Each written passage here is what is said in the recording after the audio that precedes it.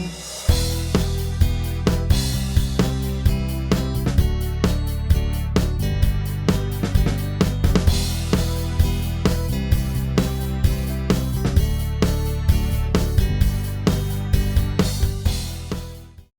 everyone, my name is Angelique Luz and welcome back to another video in the channel of Jóvenes Peregrinando or Youth Pilgrims. In this video we will continue studying the Gospel of Luke chapter 9 from verse 10 to 62. And we'll start off from verses 10 to 17 where, depending on what Bible we have, we might see it titled as Yeshua feeds the 5,000. So after the disciples returned from their mission, they went to a deserted land where, due to the conditions, there was not enough food for all the people that were listening to Yeshua speak about the kingdom of Elohim. So the disciples' reasoning was to send them away so they could find a place and food before it got too late, for there were only 5 breads and 2 fish, which, as we can read, Yeshua multiplied, instructing his disciples to feed all the people. In this event, we see more than just a solution to the problem. Yeshua was not only providing physical food, but also spiritual nourishment, which is being represented by the bread given to the multitude. We can read in Matthew chapter 4, verse 4 that it says, Yeshua answered, "It is written, man shall not live on bread alone, but on every word that comes from the mouth of Elohim."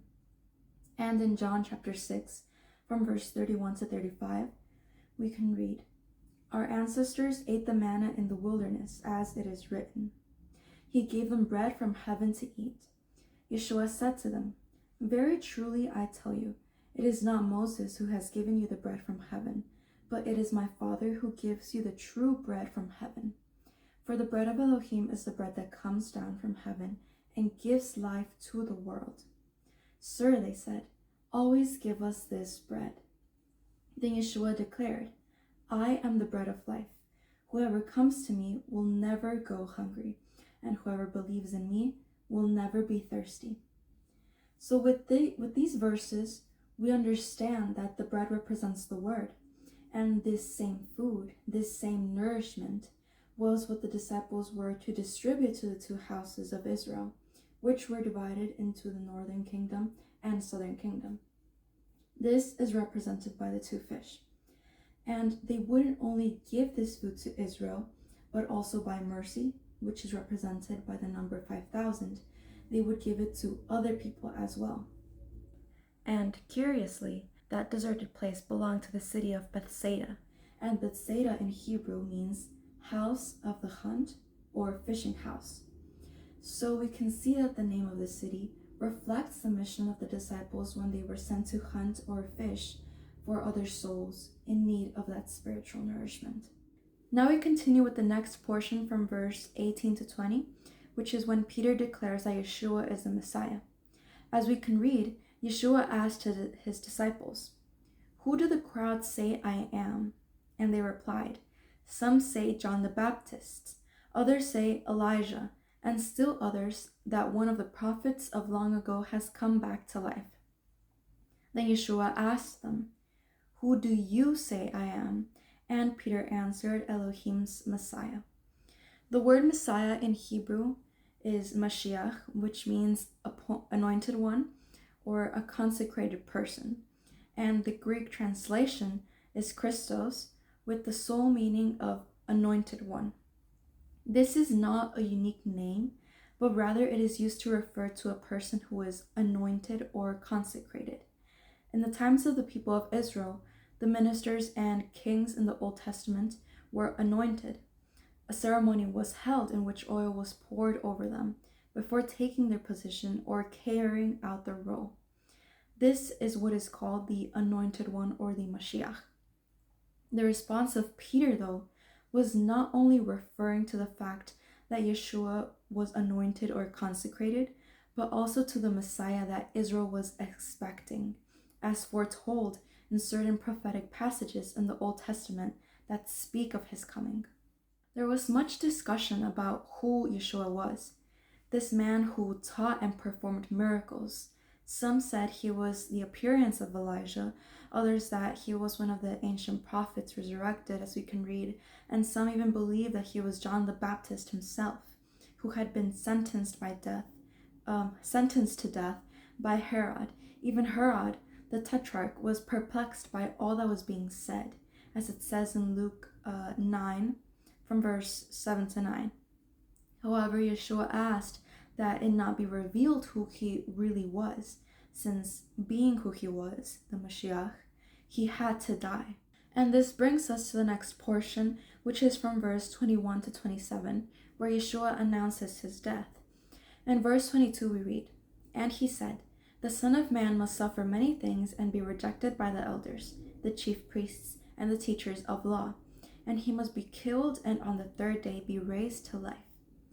This was contrary to the Messiah that the Israelites imagined and what they expected of him, that he would free them from the Romans and sit to rule an earthly kingdom, and thus be accepted by the religious leaders. But it was quite the opposite. His kingdom was not of or in this world. For that reason, he had to die, with all power set against him until his death.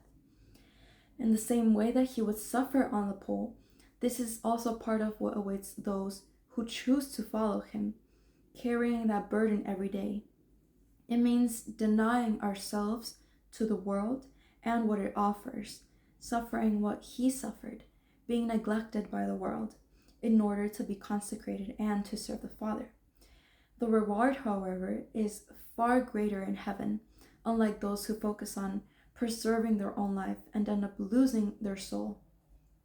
Later in verses 43 to 45, Yeshua again announces his death for the second time to his disciples, thus confirming and assuring that it would indeed happen.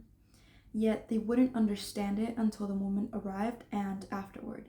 Continuing on with verse 28 to 36, it talks about the transfiguration. Transfiguration is defined as to cause someone or something to change in form or appearance. This is what happened to Yeshua while he was praying. The text says that the appearance of his face changed and his clothing became dazzling white.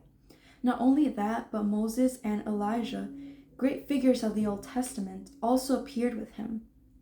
Peter, John, and James, the disciples of Yeshua, witnessed this moment and served as eyewitnesses, which made this event even more firmly established, in accordance with the principles of the Torah, as we read in Numbers 35, verse 30.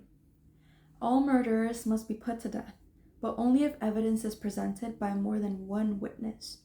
No one may be put to death on the testimony of only one witness."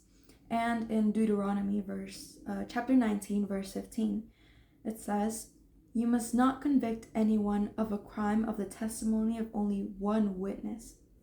The facts of the case must be established by the testimony of 2 or 3 witnesses." So although these verses address crimes, they also state that 2 or more witnesses were required to carry out judgments or confirm a matter. This is what Peter, John, and James fulfilled. Naturally, they must have been astonished by the supernatural and extraordinary nature of what was happening, to the point of going astray in their thinking by wanting to build shelters for them to dwell on earth. And at that moment as well, the Creator manifested himself in the cloud, telling them what they truly needed to do. It says, "This is my Son whom I have chosen. Listen to him." And the word listen here in Hebrew is Shema, as in Deuteronomy chapter 6, from verse 4 to 8, where we can find this word, which implies more than just hearing. It implies obedience and taking action. Now, going back to Luke, the following day after this event, the account continues from verse 37 to 43 with the healing of a demon-possessed boy. A man in the crowd called out, "Teacher, I beg you to look at my son, for he is my only child. A spirit seizes him, and he suddenly screams. It throws him into convulsions, so that he foams at the mouth. It scarcely ever leaves him and is destroying him. The sensations that the young man experienced, like hearing voices, convulsing, and foaming at the mouth, are often associated with illnesses medically known as epilepsy or schizophrenia. But it is worth noting that his parents attributed this to a spirit that acted once more when Yeshua called the young man. The text states that the demon threw him into the ground in a convulsion, but Yeshua rebuked the impure spirit, healed the boy, and gave him back to his father. Thus ends the miracle which the disciples had not been able to perform. Here it seems to be speaking about other disciples, not necessarily the 12, but it's not entirely clear. According to the Gospels of Matthew and specifically Mark as well, chapter 9, verse 29, it says, "This kind can be cast out only by prayer and fasting." And although it is said that this phrase was a later addition, it is still understood that failing to maintain one's spiritual life could lead to such conditions. Therefore, prayer and fasting contribute to living rightly in accordance with the Creator. And all this implies more than just words or refraining from eating. It has to do with coming closer to the Father as a pleasing aroma, and likewise denying the desires of the flesh. We'll continue now with verses 46 to 48, which talk about an argument that surged among the disciples as to which of them would be the greatest. To this, Yeshua gives an unexpected answer, for according to his words, the one who is least is the greatest. All this was and still is misaligned with human standards and thinking, the very mindset that the disciples had at that moment, to the point where it became a problem among the disciples as each of them wanted to be great. Here we see the humility necessary to serve without hierarchies and power. Such humility and innocence is found in children because of their age, for as one grows older, all that tends to be lost, although it shouldn't be that way. And humility was required not only in the student, but in the teacher as well, which brings us to the next portion from verse 49 to verse 50, where Yeshua says, "For whoever is not against you is for you." This was Yeshua's response to his disciples regarding a situation that troubled them, for there was a man casting out demons in Yeshua's name. He was doing good, and for that reason, he told them not to hinder him. He wasn't seeking to take credit or anything of the sort. And a similar situation happened in the past among the people of Israel. And we can read this in Numbers chapter 11 from verse 26 to 29. It says, 2 men, Eldad and Medad, had stayed behind in the camp. They were listed among the elders, but they had not gone out to the tabernacle, yet the Spirit rested upon them as well, so they prophesied there in the camp. A young man ran and reported to Moses, "Eldad and Medad are prophesying in the camp." Joshua, son of Nun, who had been Moses' assistant since his youth, protested, Moses, my master, make them stop." But Moses replied, "Are you jealous for my sake? I wish that all of Elohim's people were prophets, and that Elohim would put his spirit upon them all." And next, back to Luke chapter 9, from verses 51 to 56. Yeshua rebukes James and John, who hastily proposed to pass judgment on the Samaritans for not wanting to receive Yeshua by preparing the place, apparently because it seemed he was heading elsewhere, or Jerusalem, for his time, Yeshua's time, of being handed over to death was near. He does not rebuke James and John for the fault of the Samaritans, but because Yeshua's purpose was to give life rather than death. And finally, in the last verses from 57 to 56, it talks about those who wanted to follow Yeshua. There were many who wanted to follow Yeshua and had the intention of following him, but they never actually did so because of one personal matter or another. For this reason, he said, "No one who puts a hand to the plow and looks back is fit for the service in the kingdom of Elohim. This teaches us that nothing in this world should be our priority. We shouldn't be attached to what we have here on earth, but rather our main focus has to be serving in the kingdom with sincerity, consecrated to the Father.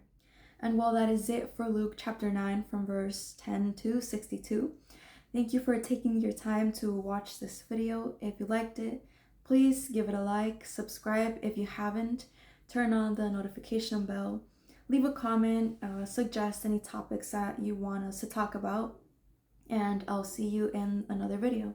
Shalom.